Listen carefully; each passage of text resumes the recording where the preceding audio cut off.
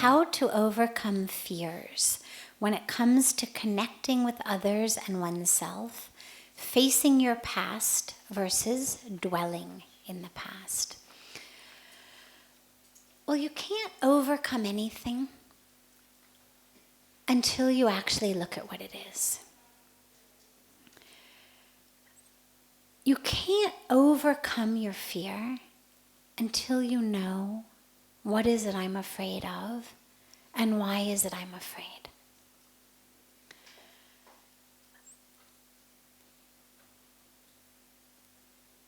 What most of us are afraid of on the deepest core level is extinction. I mean, this is just Darwinism. This is just basic survivalism. Our core instinct is to survive.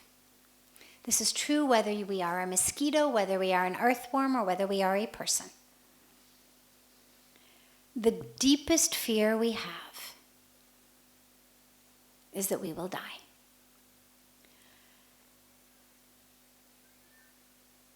If you take most of the things we're afraid of, you say, well, I'm afraid of that. Okay. Imagine it happens. Then what? Imagine that happens. Then what? In almost every case, you can actually walk people into the final then what, which is, I will die. Now, it's not always death of the physical body. Sometimes it is. I'm afraid of airplanes. Why? They may crash. Okay, they crash. Then what? Then I die.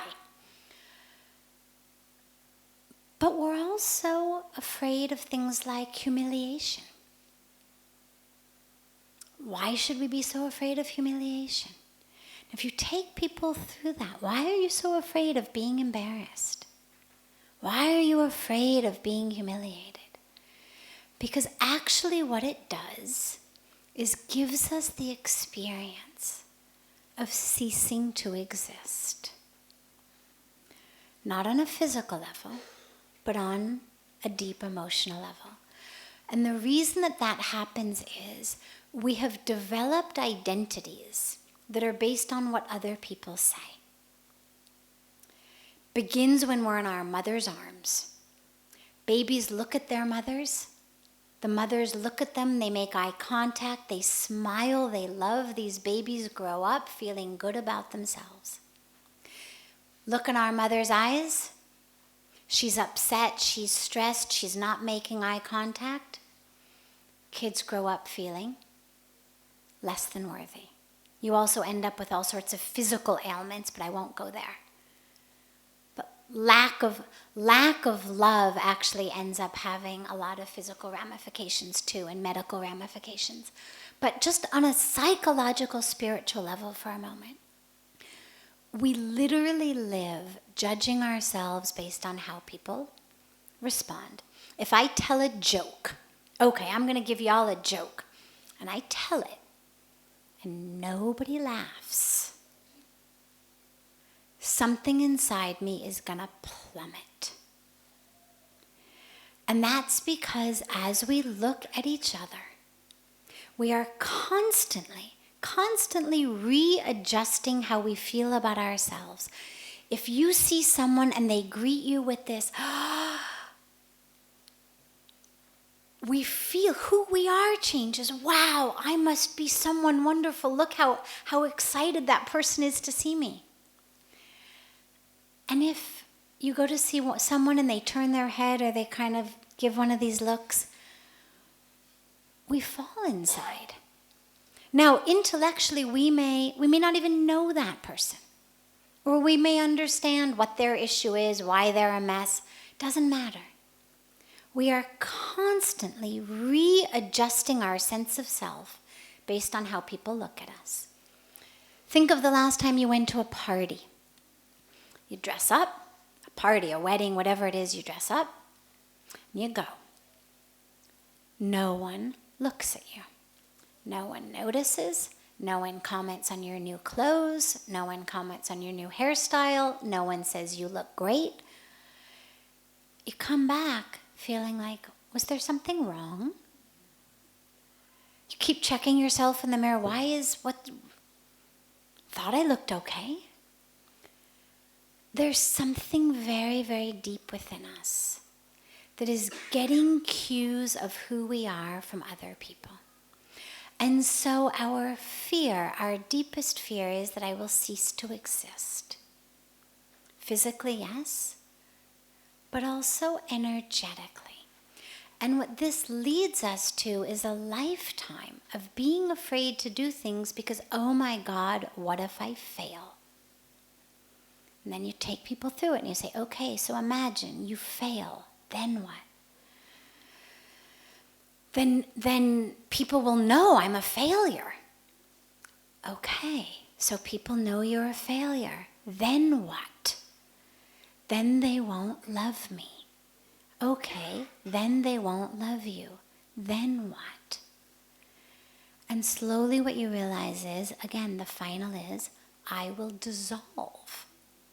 We really all, on a very, very deep level, have the belief that somehow, if people don't love us, if they don't acknowledge us, we don't exist. Think about this new selfie craze. I mean, really, psychologically, it's fascinating.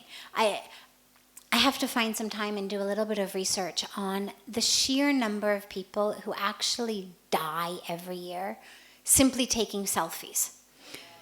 I mean, there must be a statistic out there, whether it's a ledge, a bridge, a hill, a mountain, whatever it is, just to get the right shot. How many people have fallen or gotten hit by a car? Who knows? That's not the funny part. The funny part is we don't just take them. The selfie craze is not a craze that ends up just on each of our individual mobile phones. We take them and then we post them. Now here's what's interesting about selfies. Until these really dangerous sticks came out, in the picture, in the frame, because your arm just isn't that long, your face takes up about 90% of the frame. You only get 10% of the Eiffel Tower or the Grand Canyon or wherever you are. So it's not really a picture of the Grand Canyon or the Eiffel Tower. It's a picture of my face and some kind of rocks or steel or something behind me. And then we post it. And then what happens? We keep checking. How many people have liked it?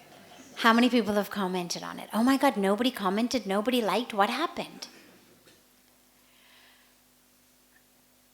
What's going on? I mean, it's really psychologically fascinating. Pictures of ourselves in indistinguishable random places because you can't see enough of the background that we're sharing with the rest of the world and then waiting to see, what do you think? What do you think? What do you think? You like it? You like it? You love it now? And my enjoyment of my holiday has become 90% contingent upon the responses I get to the selfies that I've taken of myself on my holiday.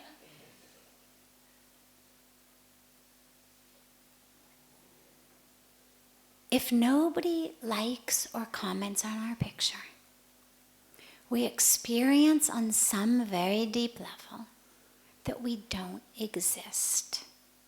We keep posting them to remind people, not consciously. This is deeper than the conscious level. But the urge to do that is the urge to remember and to remind others that I exist. And the more responses I get, the more I exist. The fewer I get, the less I exist. And this is the root of a lot of what ails us. So when we talk about overcoming fears, we have to first break the myth that if you think I've made a fool of myself, I don't cease to exist.